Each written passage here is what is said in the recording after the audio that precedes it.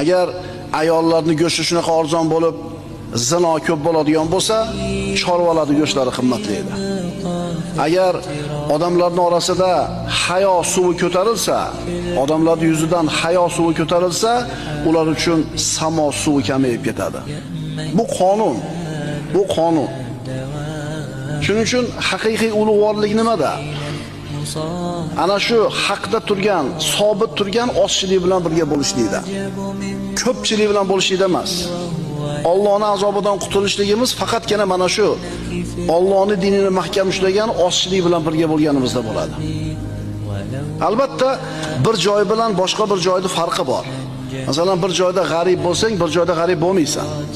Masalan, biz yurtlarimizda alhamdulillah masjidlar serob, namozxonlar ko'p, solih insonlar ham shunday ziyoda, dinini ushlagan odamlar bor.